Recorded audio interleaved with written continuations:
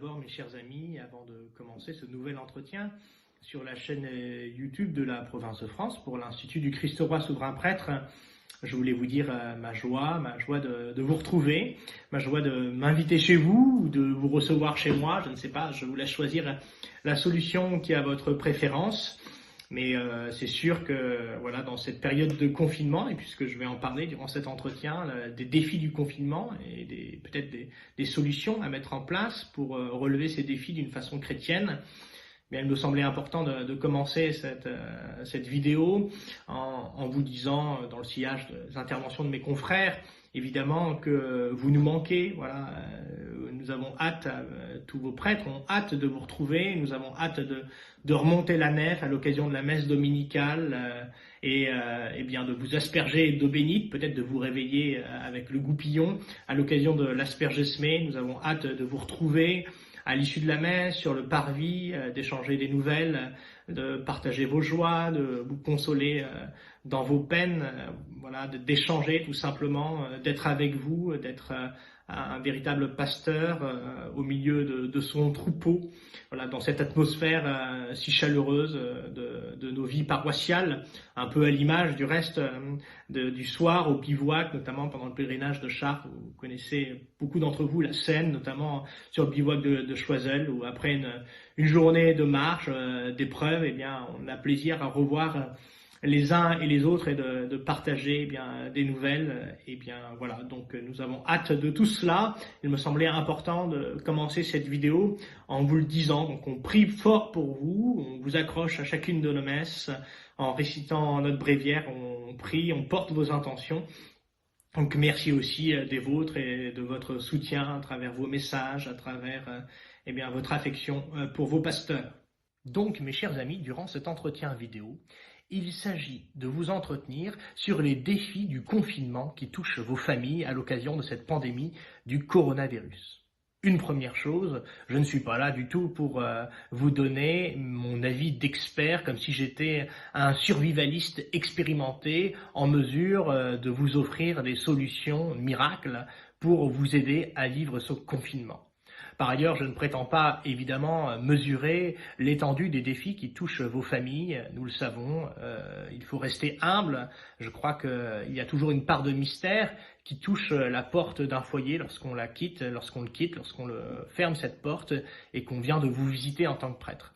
Néanmoins, recevez peut-être à travers cette vidéo comme un signe d'encouragement de vos pasteurs, comme une tape derrière l'épaule pour vous inviter tout simplement à relever ces défis d'une façon chrétienne. C'est vraiment l'objet de cet entretien.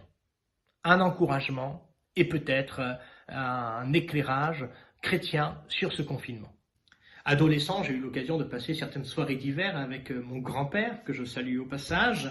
Et justement, mon grand-père me racontait ses guerres, puisqu'il a été soldat, il a fait la guerre d'Indochine, la guerre d'Algérie. Et à l'occasion justement de sa captivité, à l'issue de la bataille de Dien Bien Phu, il m'a confié que ce qui lui avait permis de survivre, de se battre, de garder l'espoir en quelque sorte du fond de sa geôle, c'était trois choses. La première, évidemment, c'était la prière, la foi en Dieu.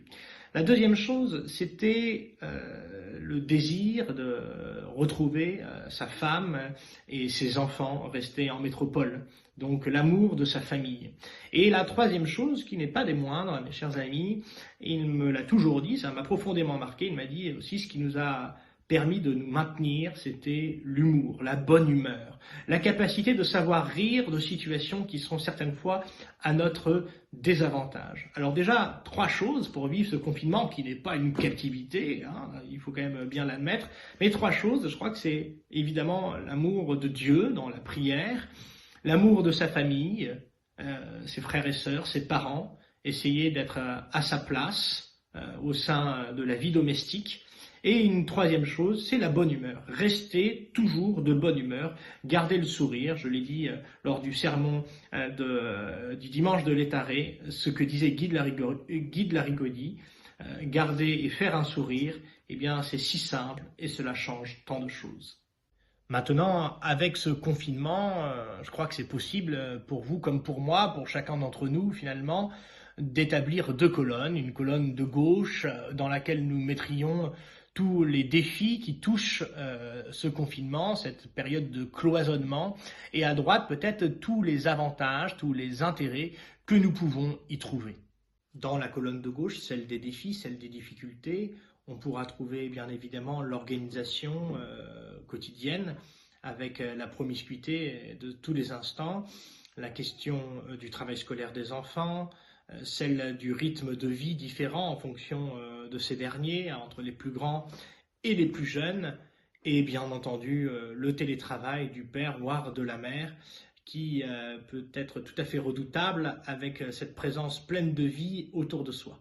Dans la colonne de droite, les avantages peuvent se décliner de la façon suivante.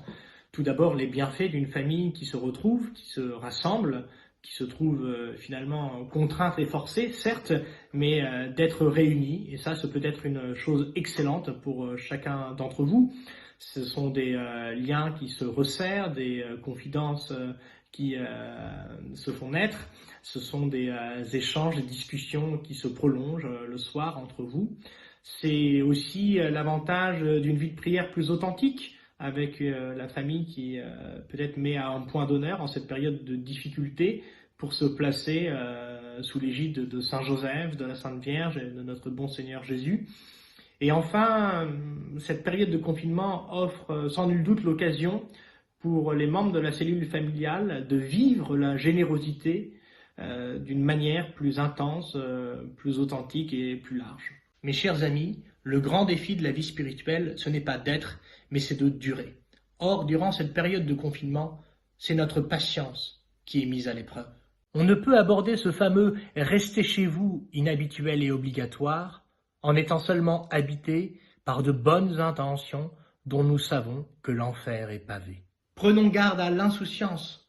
Cette période de vie domestique en clôture est suffisamment insolite pour que cela réclame toute notre attention. Durant cette coupure, cette retraite en fin de compte, la seule question qui vaille pour chacun d'entre nous, pour nous autres chrétiens, ce n'est pas tant de savoir ce qui va arriver en étant suspendus à nos smartphones ou aux chaînes d'information en continu, en étant esclaves des réseaux sociaux. Non, mes chers amis, la seule question qui vaille, la plus importante, c'est de savoir que pouvons-nous faire, ou pour mieux dire, qu'est-ce que le Seigneur attend de moi durant cette période de confinement. Car derrière cette période particulière, évidemment, c'est la providence de Dieu qui parle. Cette providence, elle a un plan divin. Dieu a caché depuis toute éternité, durant ce confinement, des mérites pour chacun d'entre nous. Quelle réponse notre âme va-t-elle donc donner? Que voulez-vous? Nous avons tous une tendance à la dispersion, une tendance à la dissipation. Et cela est inhérent à notre nature humaine blessée par le péché originel. L'homme porte en lui une certaine oisiveté. Il y a une certaine léthargie dans nos actions qui menace d'appesantir notre âme et de la tirer vers le bas. Pour bien comprendre cela, saint François de Sales nous donne l'image de l'oiseau.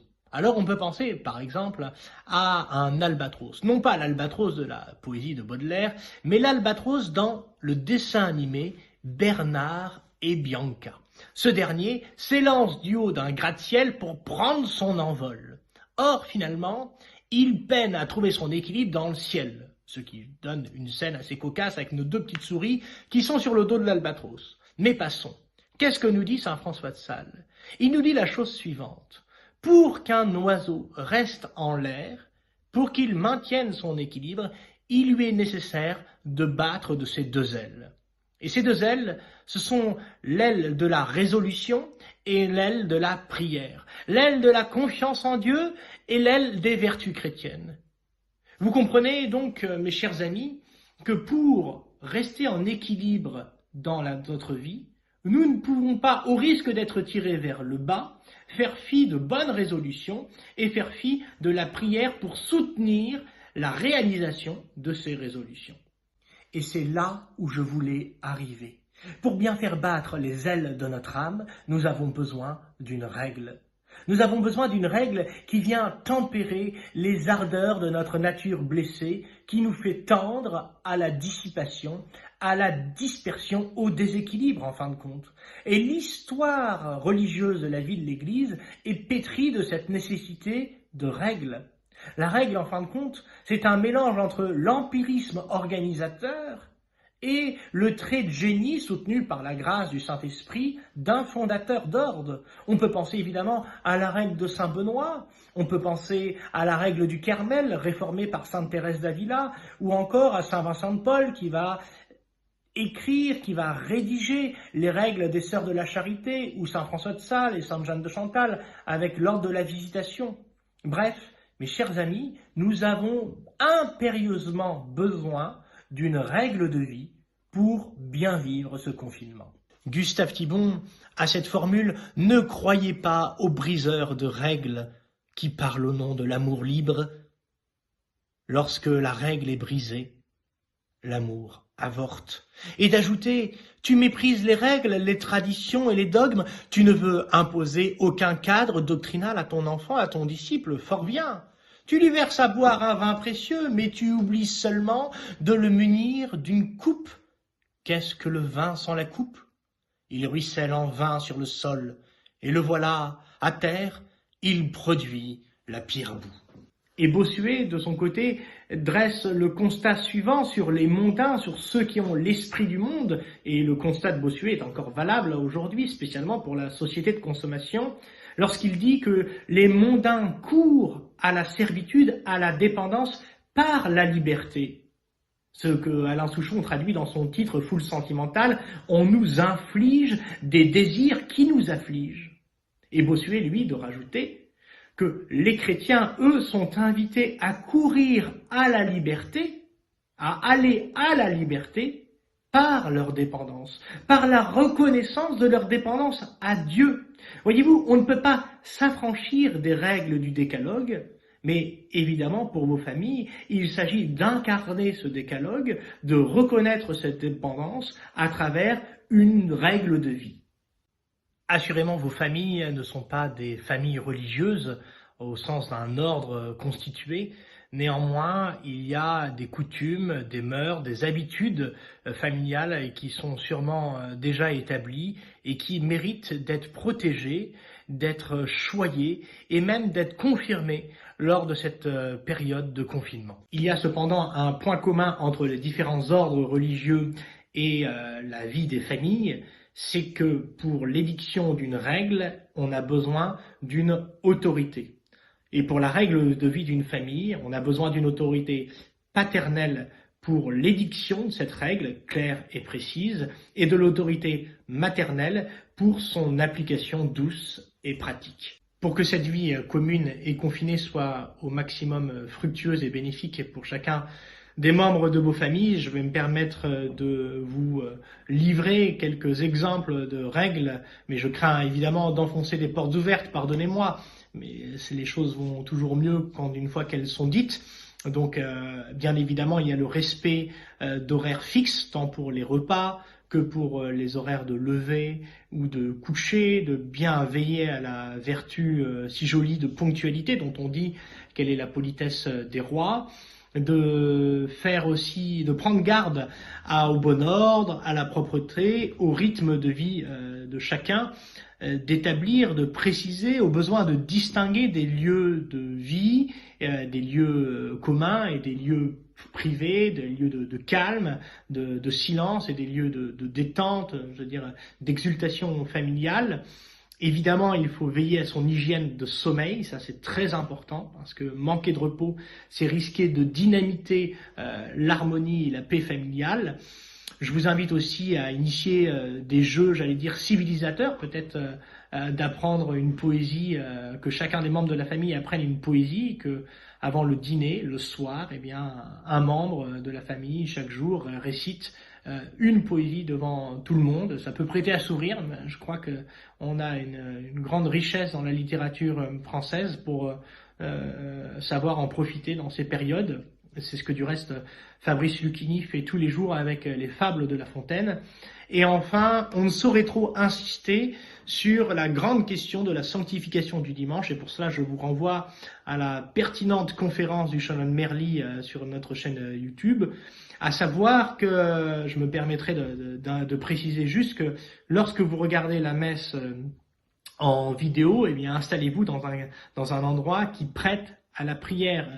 Je pense que c'est davantage votre salon, votre salle à manger, que peut-être le débarras ou la pièce de l'ordinateur où se trouve l'ordinateur. Voilà, ou en tout cas, dans ce cas-là, cette pièce, c'est bien de la ranger pour assister à la messe dans un cadre qui porte à la prière. On n'assiste pas à la messe au fond de son lit. Voilà. Donc, je vous invite en tout cas à vous, chers parents, à établir des règles au bénéfice de vos enfants, à ne pas avoir peur de le faire. Je prierai en tout cas à vos intentions pour que vous soyez en mesure d'avoir le courage et cette force de caractère et d'âme pour donner un tuteur à votre vie familiale de façon à ce que tout le monde vive ce confinement de façon droite et même, j'allais dire, élégante. Que Dieu vous bénisse et je vous assure de mes prières. À bientôt, j'espère.